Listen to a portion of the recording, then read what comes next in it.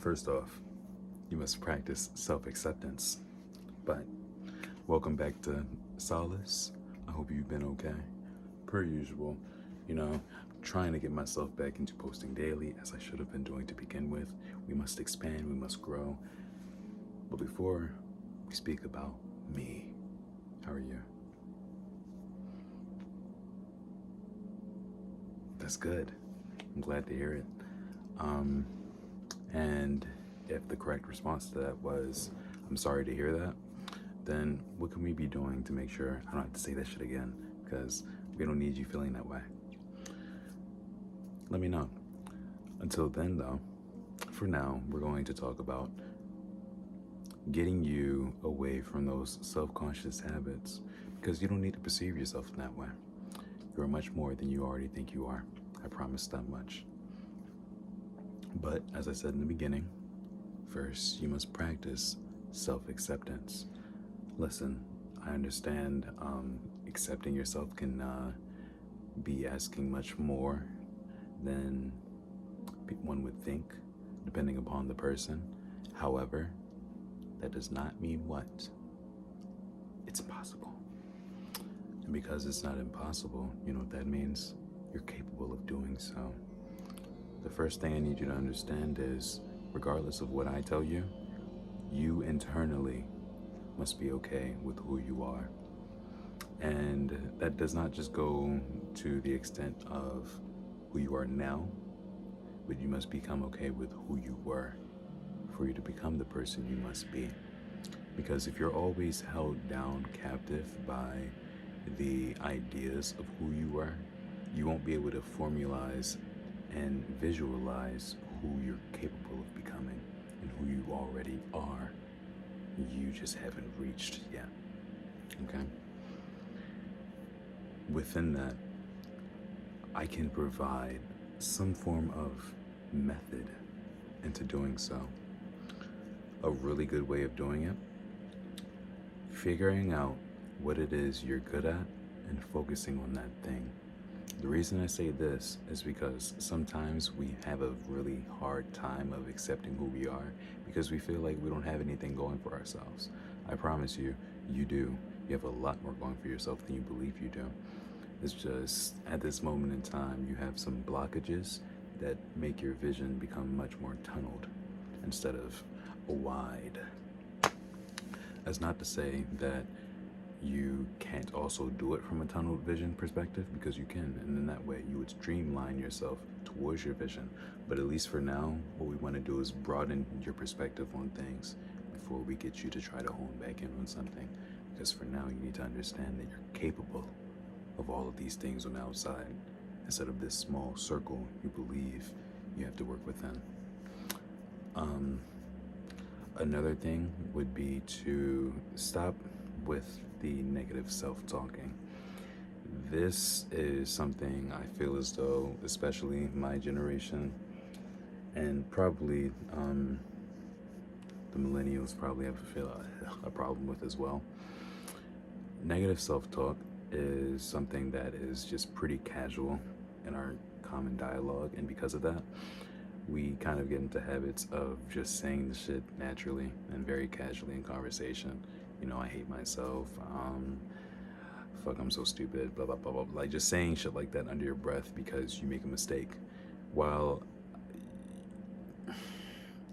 exoterically, you could perceive that to just be you saying words that are venting your frustration with yourself. What you need to understand is that you're also putting your mind in a constant loop of, oh yeah, I am a fuck up. I am evil, I guess, if you would use that word to describe yourself.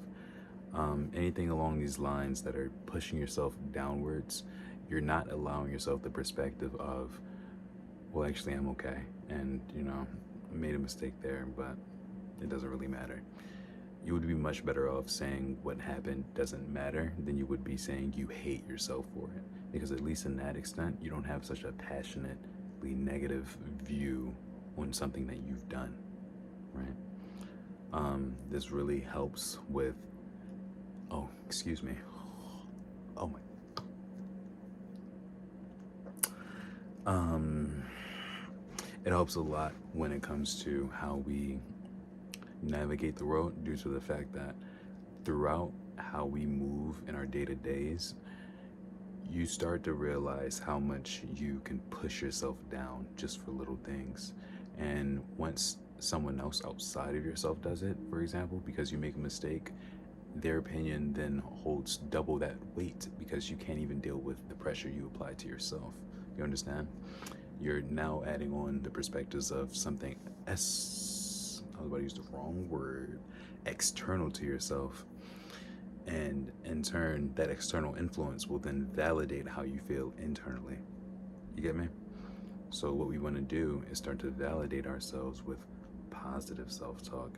It doesn't need to be, oh, well, ideally you would be saying you love yourself, but I know for some people at this point in time, you probably find it cringy or um, to be doing too much to be doing that. To that I say I understand, but give it time and you'll be okay with it. But for now, at least understand that you are okay with yourself. Say things like that. I made a mistake, but it's all right. Just calm down. You don't need to say, oh my fuck. You don't. Just relax. There's no need for all that. Just calm it down, okay? Because the less energy you give towards a mistake you make, the less energy the next mistake you make will have towards the next mistake you make. Because you're going to be making a lot of mistakes. Now, the third and final that I can provide you for the method today would be to, this kind of goes with what I said in the first tool for the method. Promote your strengths and understand what your strengths are and embrace them, like wholeheartedly, like passionately, like holistically, like become your strengths. Let your strengths be a part of your character. The reason I say this in particular is because, again, the more we realize we can do, the more we understand that we are capable. And the more you understand you are capable, the less you are willing to put yourself down to begin with. And that avoids you from using negative self-talk to begin with, because you don't even need to do that. Now, that's not to say, well, I'll say this. Some people function better off of some things than others, so I'm not even going to say all people shouldn't be hard on themselves. Some people like being hard on themselves on some freaky shit. You got it. However, if you don't need to be hard on yourself, you probably shouldn't go for it, because it will make your life and perspective a little bit more difficult than it needs to be. Within that same conversation, what I will say is, if you can manage to be hard on yourself, what you can also do is double down on all of the positive things you do.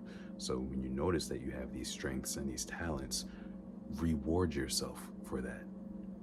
Validate those strengths. You have them for a reason, right? Like, these are things that you are meant to use, to utilize to your advantage. They're significant, I promise you. You can't just hit a triple backflip for no fucking reason. I mean, if you can, but I shouldn't have even did that point because I just threw my brain off. But basically, all I'm saying is, if you can do something pretty well, you should pretty much be doing it pretty much all the time. Not all the time. Give yourself a break every now and then. But also, make sure you manage it into your schedule. Make sure you're providing yourself time to engage in these activities, because I promise you, the more you hone and provide time to these things that you've been avoiding, especially the things that you know you love doing, I can't even like express to you how much better you'll feel. Like, you'll feel prosperous. I'm not usually capable of saying that word, but I did it.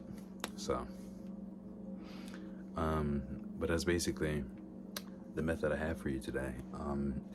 Make sure you provide yourself the patience and space you need during these times, okay? Because working through self-talk that is negative, especially, is really hard to do, because it's like ingrained in your habits. Like, especially if you do it all the time, you're going to catch yourself doing it over and over and over again, and it's okay. Like, every time you catch yourself, just make sure you catch yourself and you say, okay, let me relax with that. And then once we start to work on our self-awareness and self-acceptance, what you need to understand is you are much more capable than you feel you are, okay?